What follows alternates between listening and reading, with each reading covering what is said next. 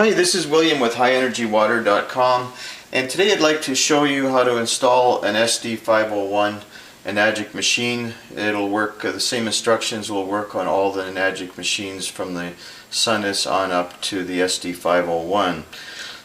So the first thing you do, of course, is take it out of the box and check it all out, read the manual that comes with it, and watch the DVD that'll show you how to install it.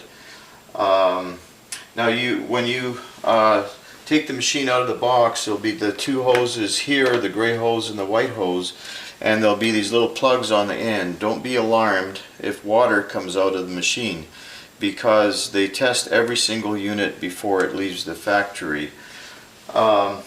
Basically there's three steps to installing it. One, you plug it in. That's the easy part. The machines come in 110 volt and also 220 volt depending on where you live. If you are traveling with it, you might want to get a power converter. Buy a good quality one, because the cheaper ones, the lower wattage, will burn up fast and they may damage your machine. The next thing you want to do is install the gray hose. That's the second easiest thing to do, and basically you can just throw it in the sink, or the machine comes with these nice little suction cups that you can use. And also, I don't know if you can see this very well, but it comes with one of these, and you can position your gray hose anywhere on the sinks, any smooth surface.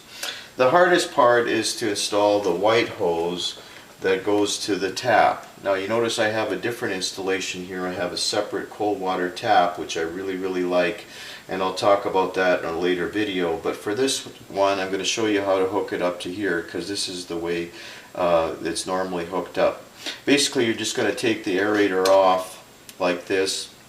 You can use a pair of pliers. I'm just going to put it back on for now. And then you're going to take one of these adapters, any of them, and try them all until you find one that fits.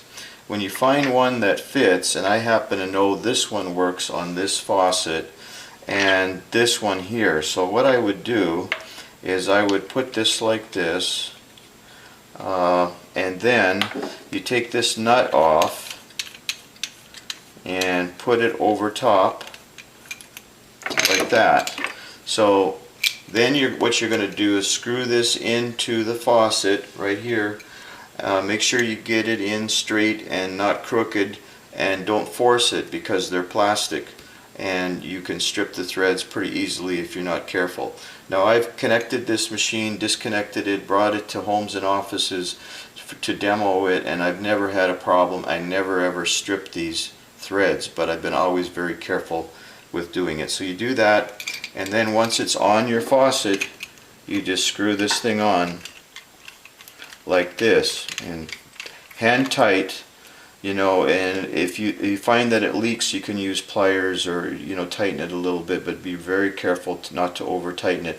You can also use the Teflon tape as a sealant. Now once you got this on the faucet, what you need to do is install the hose. The white hose goes on this nipple.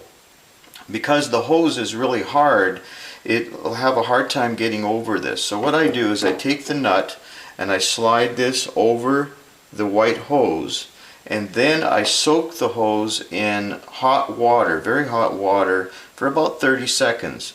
That'll soften it up so that you can just slide this white hose on there like butter, and then you just tighten this down and you're all set to go.